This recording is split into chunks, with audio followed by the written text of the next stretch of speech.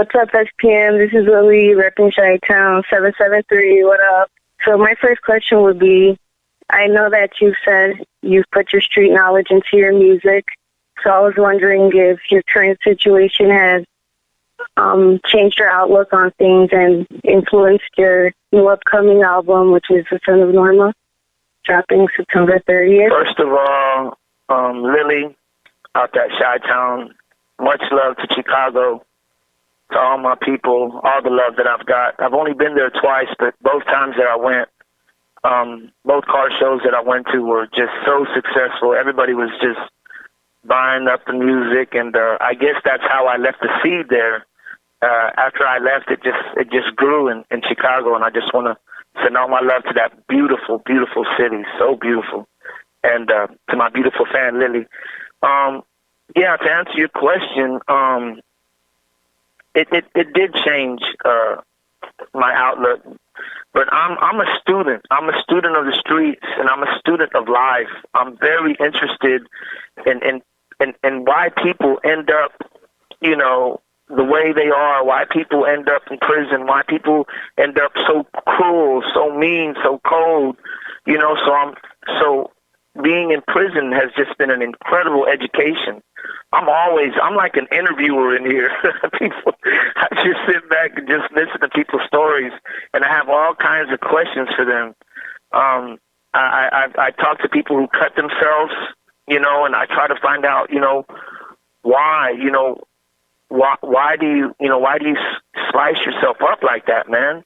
I've seen dudes, you know, just need so many stitches and just try to talk and find out, you know, why so much pain. And there's always a reason. That's one thing that I've learned. There's always a reason. Some people will talk about the reason, other people won't. And that's why I really learned in prison that we should never judge anybody. Even the most fucked up person that you've ever met in your life, the one you just hate his guts or hate her guts. Why does she have to be such a bitch? Why does she have to be so mean? Why does she have to be so rude? Why does he have to be so cruel to his girlfriend? But there's always a reason. And you know, we may not never understand that reason on this earth, but I guarantee you in heaven we'll be watching films on each other and be like, no wonder he was such an asshole, you know. I mean, because it starts from the day a person is born. You know, any two people can get together and have a kid.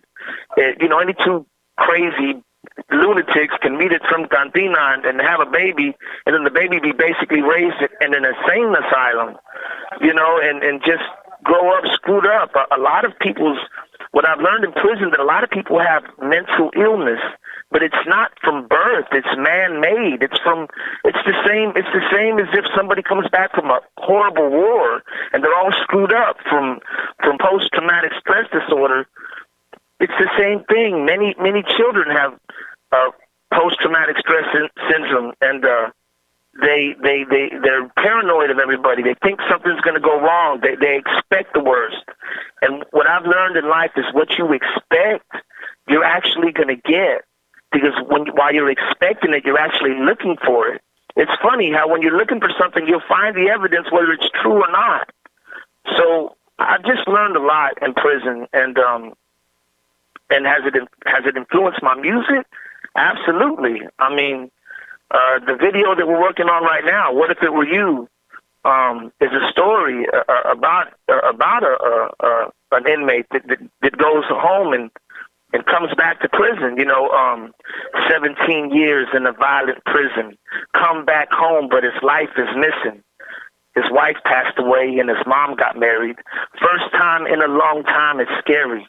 What's the internet? What's a Facebook page? All he knows is a toilet in an 8-foot cage, clean sheets every Tuesday. Prison's predictable, but free world life is much more difficult. No one will hire him. He's covered in tats.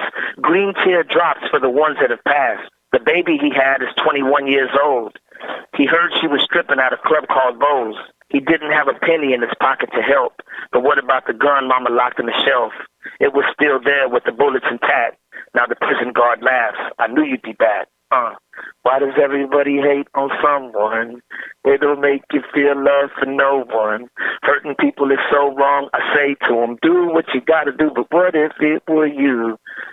I mean, what if it were you raised in a fucking asylum? Maybe you'd be just as fucked up as a lot of fucked up people are. So that's one thing that I learned is you just don't judge people. If you ain't got nothing good to say, if you ain't gonna help them, then just mind your own damn business. Get out the way, walk away, get away from them, but don't judge because it's a ridiculous thing. This is why God tells us not to do it because we're not qualified. Only God is qualified to do that. But yeah, it has influenced my music, and it is a great education. I've been educated by the streets and by prison, and my ultimate goal is just to be a better leader for my people, and that's what I strive for every day because I'm in a position where a lot of youngsters ask me questions about life, and I just want to be the best leader I can be. So I'm constantly studying and trying to learn, and so yeah, that was a nice question. Sorry for such a long answer. But yeah. So my second question is, how do you feel about modern day rap? Do you feel music has changed a lot since you first started rapping? And if so, do you think it's changed for the better or for the worse? Well, I think there's a lot of talented, lyrical geniuses out there. Eminem is a genius. I mean, his mind ain't even normal. God gave him a gift to be able to put together just incredible multi-syllable rhyme structures. K. Reno is another beast, and Big Pun was incredible. Had an incredible mind for rhyme, and but Lil Wayne is a genius. Drake is real nice. Big Sean, Kanye's pretty nice. Jay-Z, is getting a little rusty, but he's still nice, and Nas, and there's just I know I'm forgetting my own team. Grim was a beast and still is. Just I don't want to start naming names, because I'm gonna forget all kinds of people, but there's a lot of talent out there. But what I've noticed about the modern day rap is that it's much more sexual than it was when I was growing up. That's probably from the fact that there's so much more explicitity available to kids now. They can get on their phone, they can see ass cheeks twerking everywhere and people taking pictures of their private parts and, all kinds of sex tapes. And it's just, the world has gone very sexually minded. And that's probably because of so much access to it. Growing up, we didn't have phones. And all we had was the street, so it was a little more gangster when I grew up. But like I said, the modern day rap is a little more sexual, and whatever, if that's what people just feeling, that's cool. I mean, I get a little freaky on some of my songs myself, but as far as what I prefer, I'm still old school. When I get out, I'll get me some Lil Wayne, and I'll get me some Eminem, and I'll get me some Drake, and definitely my boy Reno. I'll get me if Face ever comes out with something new, that's my nigga. I'll get old school and new school, but I do prefer the music of back in the days. So that's my preference. My final question is, if you can collab with anybody, either dead or alive, who would you collab with? To answer your question, I just mentioned his name, and I would have to say Big Pun. I didn't even realize how incredible his skills were until after he was gone.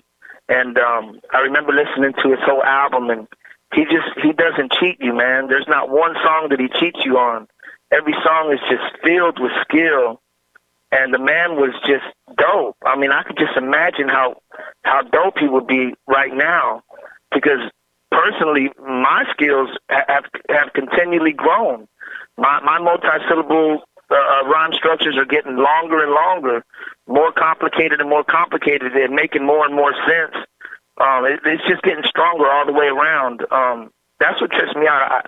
I thank the Lord every day because my skills continue to grow.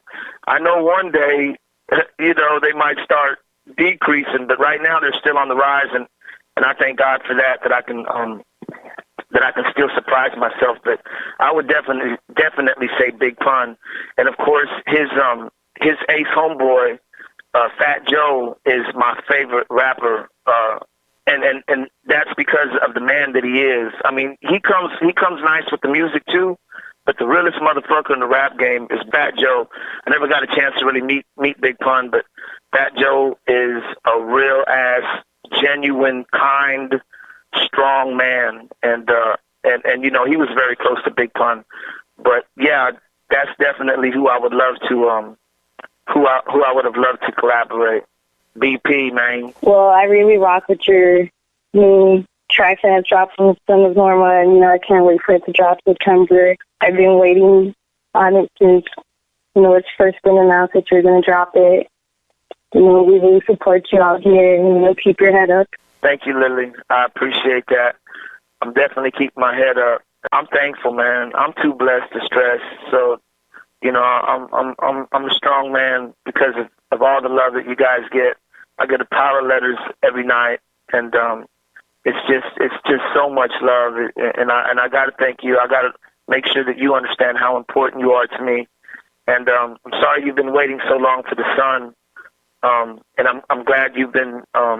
You say you've been kind of vibing to the songs that we've released. So that tells me that you're probably checking them out on SoundCloud, maybe subscribing to our channel and everything. So I just want to thank you,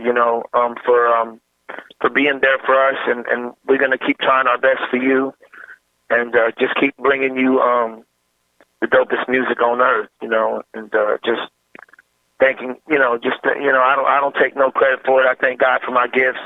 He's the one who gives us everything. So that's who we got to praise first, and then after that maybe do just a little bragging. But other than that, I just thank you, and those are excellent questions, and I hope to see you soon.